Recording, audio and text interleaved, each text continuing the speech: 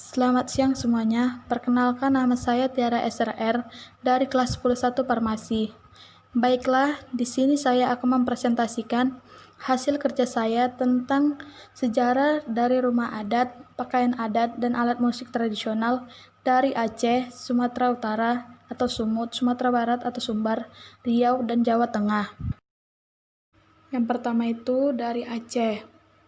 Rumah adat Aceh. Sejarah rumah adat Aceh adalah berdasarkan kepercayaan yang dianut oleh masyarakat terdahulu. Leluhur mengisyaratkan bahwa rumah bukan hanya sekedar tempat berteduh, tetapi juga merupakan ekspresi keyakinan akan Tuhan. Rumah merupakan jembatan syukur atas kekayaan alam yang diberikan Tuhan. Karena itu, pembuatan rumah Aceh memang selalu memanfaatkan bahan-bahan yang ada di alam. Pakaian adat Aceh. Meukeotop. Meukeotop merupakan kopiah Aceh. Kopiah ini memiliki bentuk lonjong ke atas. Selain itu, Meukeotop juga dihiasi dengan lilitan kain sutra berbentuk bintang segi 8 yang disebut tengkulok. Meukeotop memiliki perpaduan 5 warna yang masing-masing punya arti sendiri. Warna merah dalam Meukeotop memiliki arti kepahlawanan, kuning berarti kesultanan, hijau melambangkan agama Islam, hitam sebagai lambang ketegasan, dan putih sebagai lambang kesucian. Sama seperti pakaian pria, para wanita yang juga menggunakan celana cekak musang, bedanya hanya pada warna celana pada wanita lebih cerah dan menyesuaikan dengan baju kurung yang dipakai.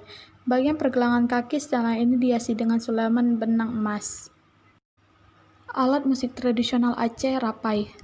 Alat musik tradisional yang dimainkan dengan cara dipukul atau ditabuh ini berasal dari Aceh. Masyarakat Aceh mempercayai bahwa alat musik ini diciptakan oleh Syekh Ahmad bin Rifai yang merupakan seorang pendiri Tarikat Rifaiyah. Alat musik tabuh ini dimainkan dengan tangan kosong atau tidak menggunakan stik. Rapai biasanya untuk mengatur ritme, tempo, gemerincing ketika lantunan syair-syair Islami sedang dinyanyikan. Tak hanya itu, rapai juga dimainkan hampir pada setiap seni tarik suara tradisional Aceh. 2. Sumatera Utara, Sumut. Rumah adat Bolon, Sumatera Utara. Pada awal pembentukannya, rumah adat Bolon merupakan sebuah hunian yang ditinggali para raja atau dapat disebut sebuah istana. Raja pertama yang membangun dan menempati rumah adat Bolon adalah Raja Tuan Rahalim. Nilai filosofi merupakan salah satu elemen yang selalu dimiliki oleh setiap rumah adat di Indonesia. Nilai-nilai tersebut ditentukan oleh adat budaya yang dianut dan diyakini oleh suku bangsa tertentu yang direkspresikan dalam berbagai bentuk seperti gaya, arsitektur, dan dekorasi rumah. Pakaian adat Sumatera Utara. Pakaian adat Sumatera Utara merupakan kain tenun atau yang dikenal dengan nama ulos. Kain ulos sendiri merupakan kain yang sering sekali dijadikan ciri khas suku Batak. Bahkan, ulos sudah menjadi identitas dari pakaian adat Sumatera Utara tingkat nasional. Kain ulos dibuat dengan cara ditenun secara manual menggunakan alat tradisional dan benang sutra. Warna benang yang digunakan biasanya hitam, putih, perak, merah, dan emas. Pakaian adat ini tidak hanya digunakan di upacara adat saja, melainkan juga dalam kehidupan pakaian sehari-hari. Ulos yang digunakan oleh laki-laki disebut hande-hande atau bagian atas, dan singkot untuk bagian bawahnya, sedangkan untuk bagian kepala disebut bulang detat atau tali-tali. Alat musik Sumatera Utara. Gondang. Gondang terbuat dari kayu yang dilapisi kulit sapi atau kerbau. Biasanya, gondang terdiri dari 6-9 gendang yang telah disusun. Alat musik gondang biasanya digunakan untuk mengiringi musik gondang pada upacara dan acara yang bersifat tradisional.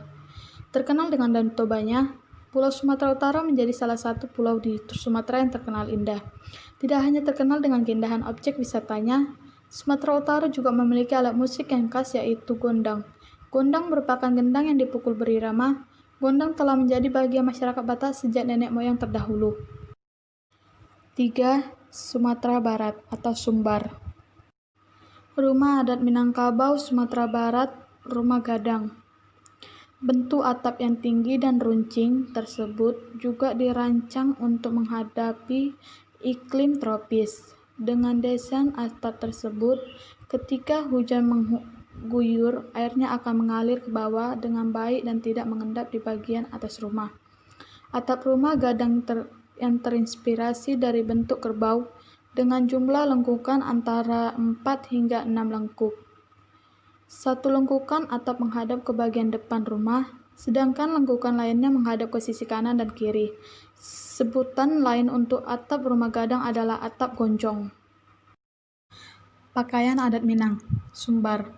Orang yang umumnya memakai baju ini adalah para pemangku adat, namun tidak menutup kemungkinan juga kalau orang biasa pun boleh memakainya. Keunikan dari baju penghulu ada pada penggunaan warna hitam yang mana menyimbolkan kepemimpinan, terlihat dari gambar pakaian adat Sumatera Barat di atas. Mengenai bahannya, baju penghulu dibuat dari kain bludru sehingga terkesan mewah. Di samping itu, baju penghulu juga terdiri dari beberapa komponen yang membuatnya terlihat berwibawa. Alat musik tradisional Sumatera Barat. Rebab Minang berasal dari budaya Melayu. Alat musik yang satu ini dimainkan dengan cara digesek.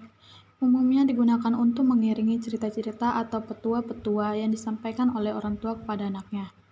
Dengan adanya iringan rebab, pesan atau petua yang terdapat di dalam cerita akan semakin mudah untuk diingat. 4. Riau. Rumah adat Riau. Riau merupakan sebuah provinsi di Pulau Sumatera yang wilayahnya meliputi Kepulauan Riau dan beberapa pulau kecil lainnya yang terletak di sebelah timur Sumatera dan selatan Singapura.